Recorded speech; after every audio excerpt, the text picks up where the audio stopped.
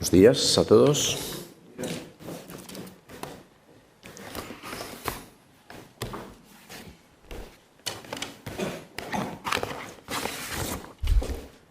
Buenos días, aunque están pasados por agua, ¿verdad? Pero el agua es buena. Bueno, como ha dicho Ruth, hoy concluimos la serie titulada ¿Para qué ha venido Jesús? Una serie cuyo objetivo ha sido ayudarnos a entender mejor lo que Jesús nos ofrece y lo que Él puede hacer en nuestras vidas. Y en esta mañana vamos a comentar este texto del capítulo 9 de Juan. Si tenéis las Biblias, mantenerla abierta os ayudará. Un capítulo que nos narra, lo hemos escuchado, la historia de un ciego de nacimiento y de cómo Jesús se percató de su situación, le devolvió la vista y le dio una nueva visión, una nueva perspectiva para su vida. Este es el único milagro que se nos narra en los Evangelios en el que se dice que se trataba de una dolencia de nacimiento. Nunca antes se había obrado un milagro de este tipo. Sin duda, esto añade a esta historia algo especial y único.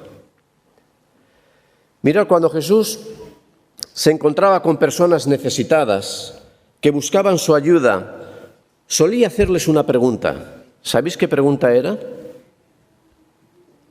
Solía hacerles una pregunta. ¿Qué quieres que haga por ti? Si hoy Jesús te hiciera a ti esta misma pregunta, ¿qué quieres que haga por ti? ¿Qué responderías?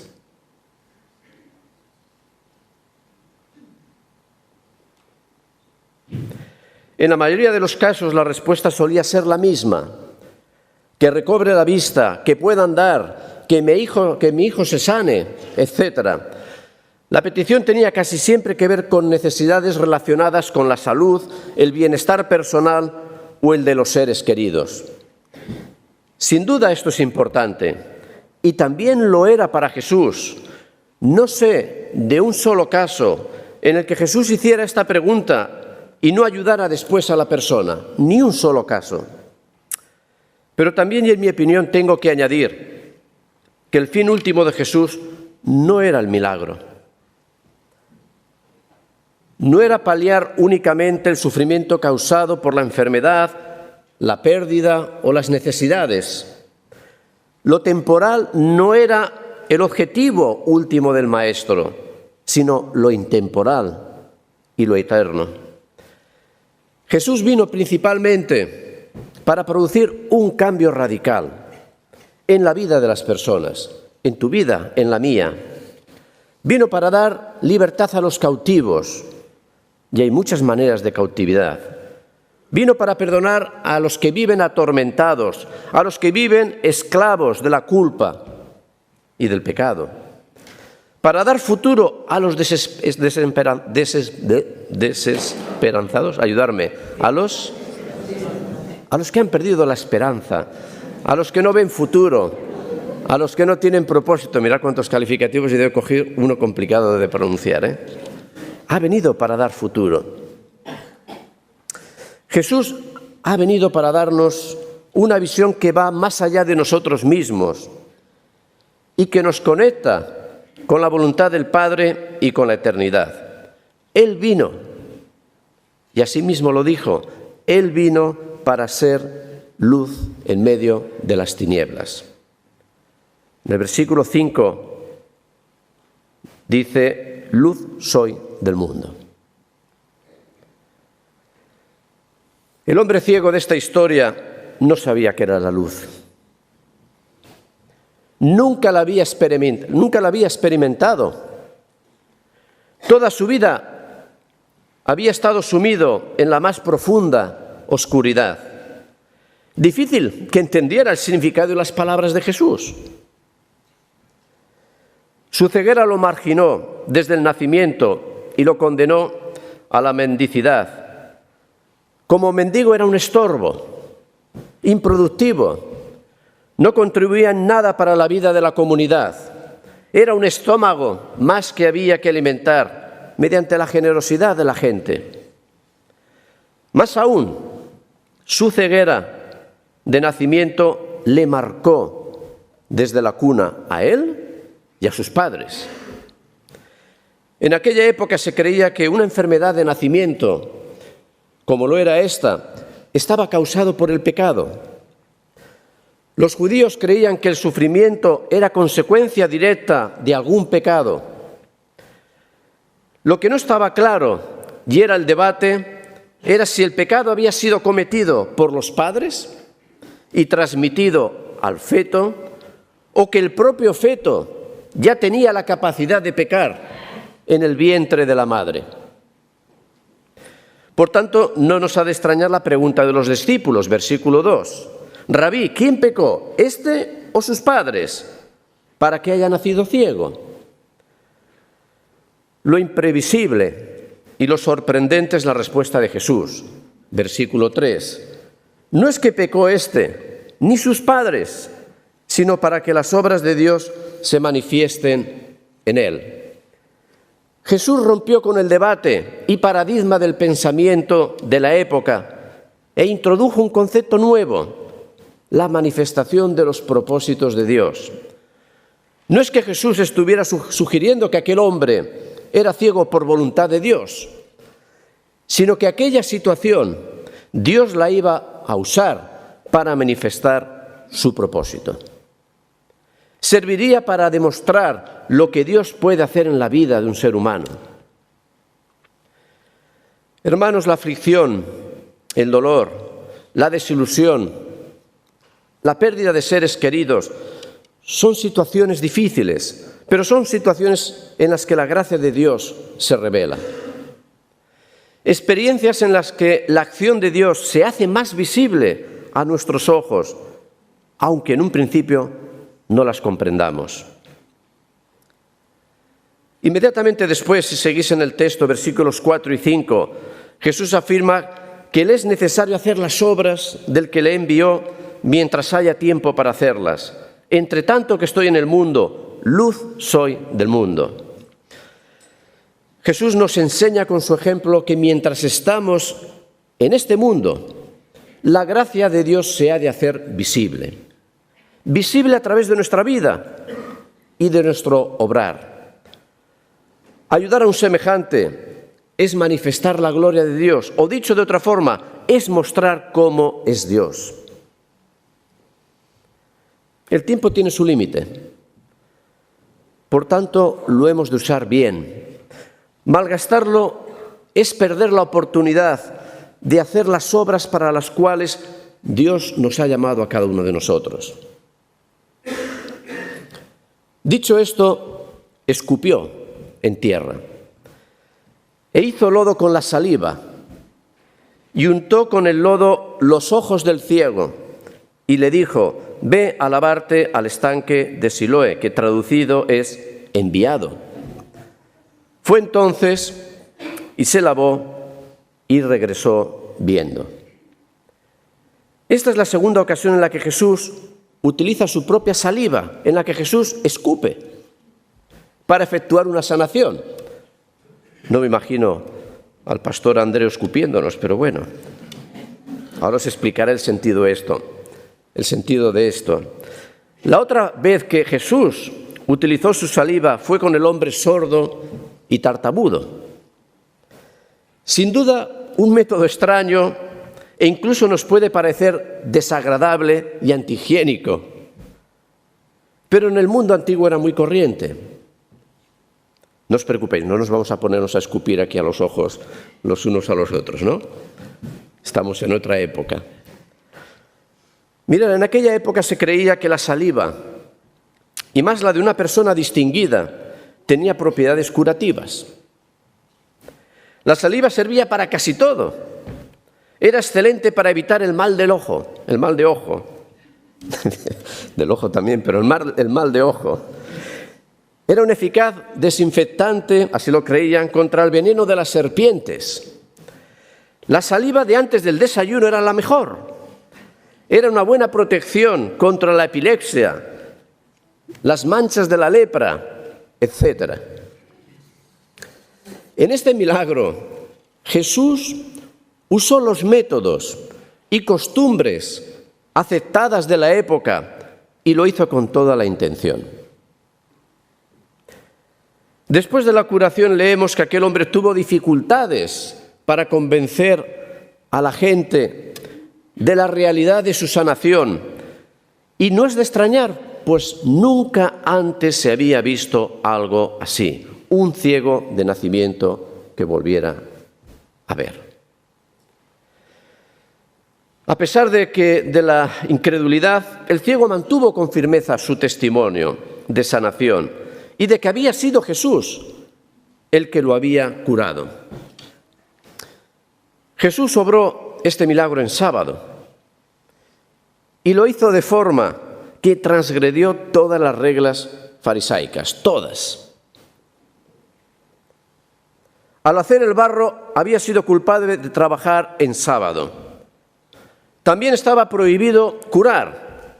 Al enviar al ciego a lavarse los ojos, también estaba culpado. Y la ley específicamente añadía y explicaba que no se permitía poner saliva de la mañana en los párpados. Hasta esto estaba escrito y prohibido. Es decir, Jesús quebrantó todas y cada una de las reglas del sábado en la curación de este ciego, y lo sabía. Los fariseos interrogaron al que decía haber sido sanado, y cuando le preguntaron qué opinión tenía de Jesús, este contestó sin la menor vacilación: es profeta. Aquel hombre tuvo el coraje de decir lo que creía acerca de Jesús, a pesar de que sabía que podía ser excomulgado por sus palabras. Sin duda, un ejemplo a imitar. Aquellos fariseos se negaban a creer que aquel hombre había estado ciego de nacimiento y llamaron a sus padres a testificar. Aceptar aquel milagro sería reconocer la autoridad de Jesús, no solo sobre la enfermedad, sino sobre el pecado que causó esa enfermedad. ¿Y quién podía perdonar pecados sino solo Dios? Este era en el fondo el debate. Los padres del hombre ciego se limitaron a confirmar que era su hijo y que él ya era mayorcito para responder por sí mismo. Los fariseos llamaron de nuevo al hombre sanado y le dijeron: sabemos que ese hombre quien tú dices que es un profeta, es un pecador. La respuesta del ciego es clara: si pecador o no, yo no lo sé. Lo único que sé es que antes estaba ciego y ahora veo.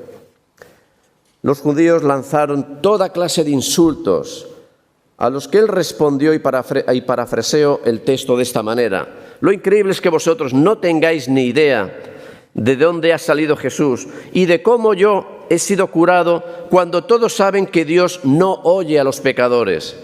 Desde que el mundo es mundo, no se había oído de nadie que le abriera los ojos a uno que hubiera nacido ciego. Si este hombre no fuera de Dios, no podría haber hecho lo que ha hecho. Ellos replicaron con gran enojo: ¿tú que has nacido lleno de pecado de los pies a la cabeza nos vas a enseñar a nosotros? Y lo expulsaron, le mandaron que se fuera. Este relato es todo un cuadro, todo un cuadro.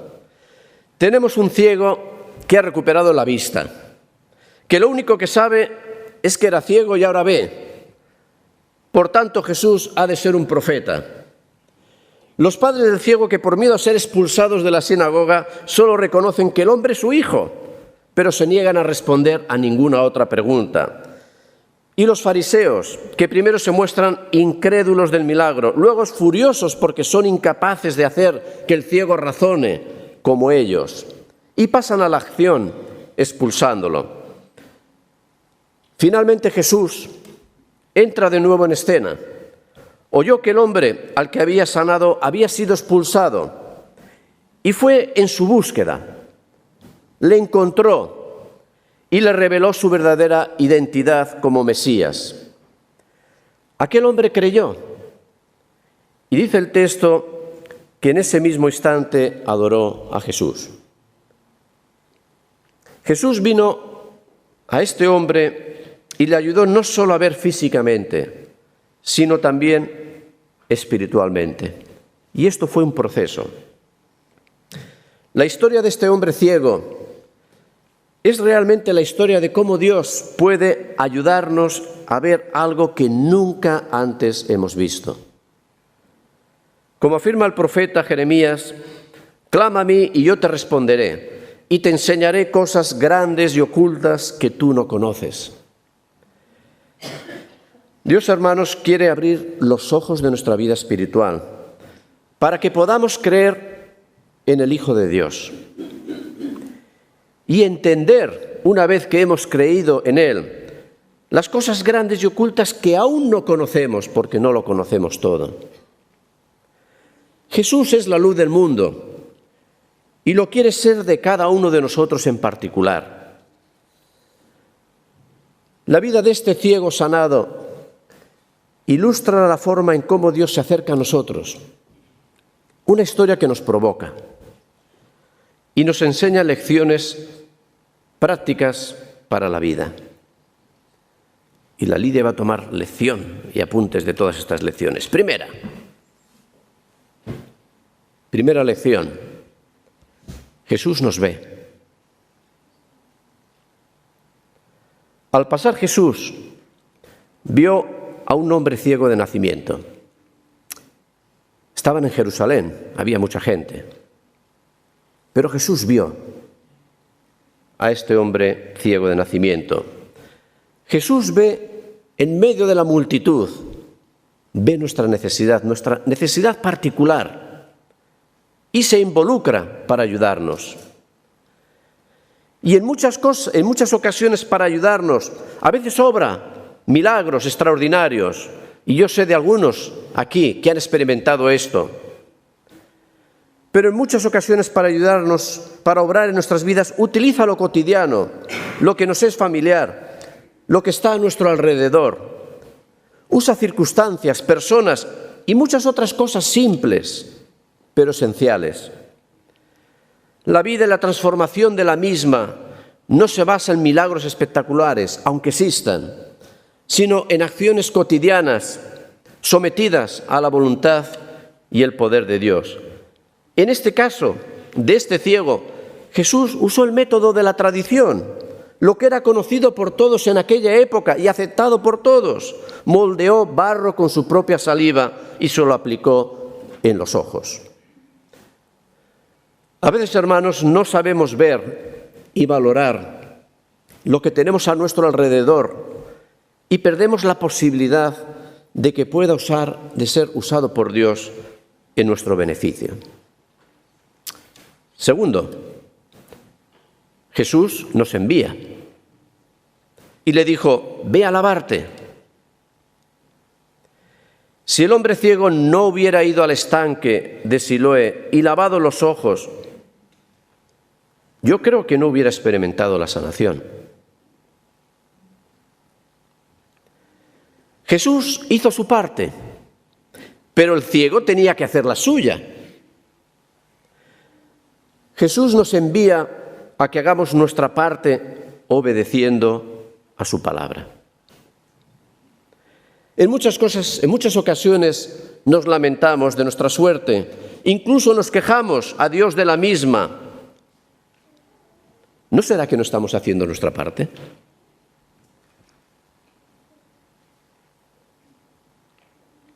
Tercero, Jesús nos reta a no conformarnos. Aquel hombre era ciego de nacimiento porque alguien había pecado, sus padres o el propio feto. Esto es lo que todos creían en aquella época. Jesús, con su respuesta y con su acción, retó el pensamiento y las creencias de su tiempo. Hermanos, hemos de asumir el desafío de pensar, de opinar de confrontar el status quo y actuar en todo momento conforme a nuestras creencias, sin diluirlas, sin acomodarnos, sin renunciar a ellas, por el qué dirán, o por las modas, o porque todo el mundo lo hace así. El Evangelio nos provoca cuando afirma que tenemos la mente de Cristo. ¿Te has parado a pensar esto? Dice el apóstol Pablo, porque ¿quién conoció la mente del Señor? ¿Quién le instruirá? Mas nosotros tenemos la mente de Cristo. Para mí, pensar como Cristo es confrontar todo aquello en mi vida que no es conforme a su voluntad y palabra.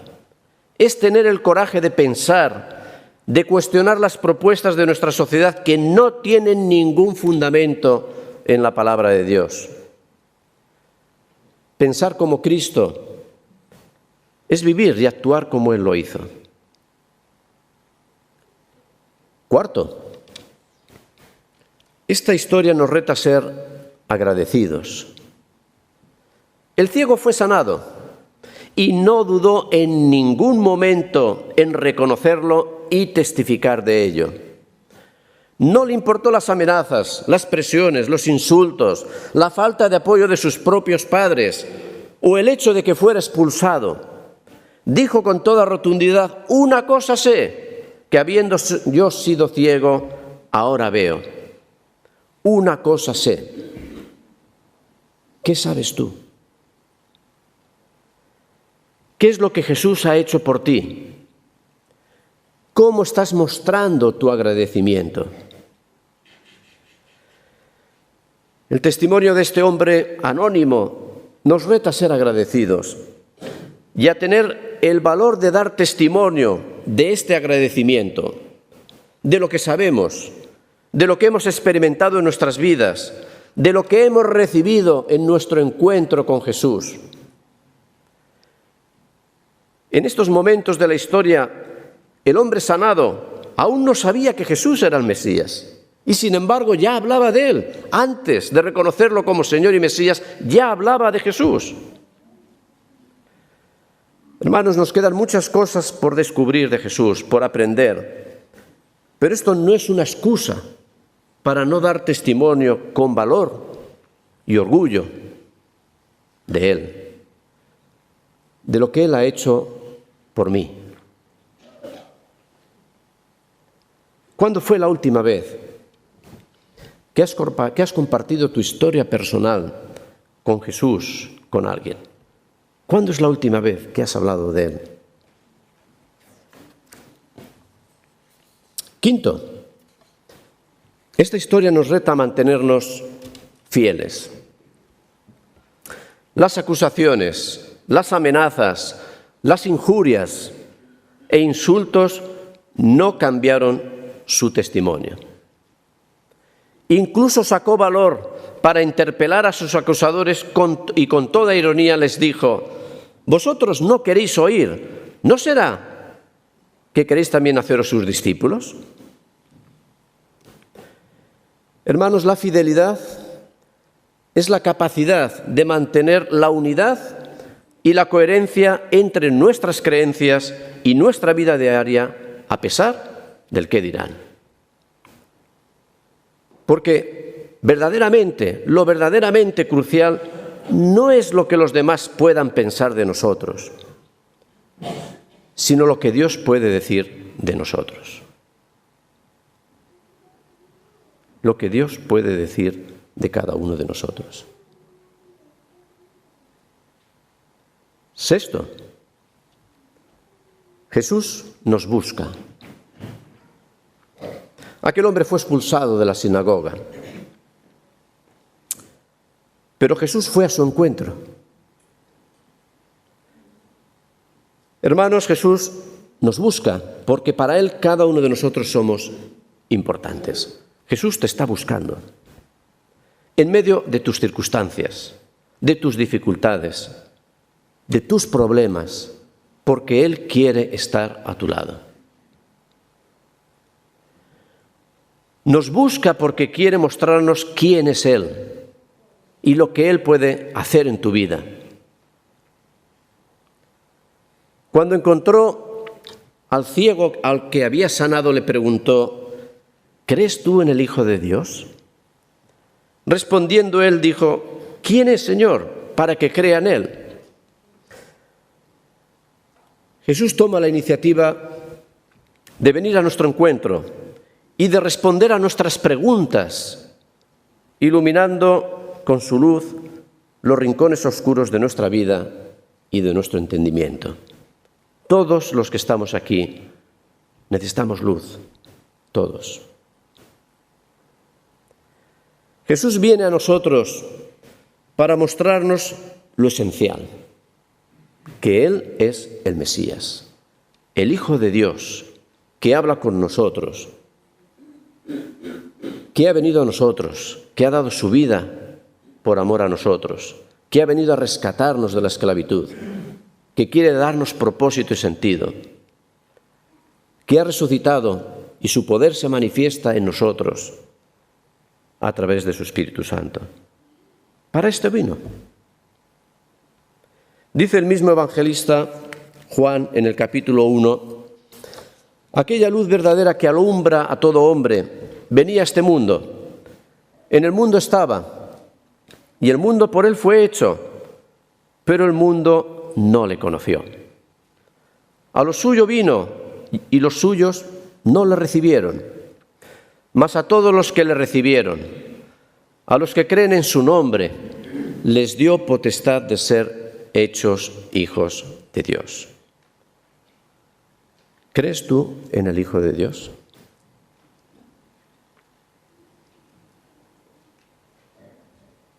Séptimo, esta historia nos enseña que la adoración ha de ser nuestra respuesta. Es curioso que terminamos esta serie empalmando con la nueva que va sobre la adoración. La adoración ha de ser nuestra respuesta. Y él dijo: creo, Señor, y le adoró. ¿Crees tú en el Hijo de Dios? Y él dijo: creo, y le adoró.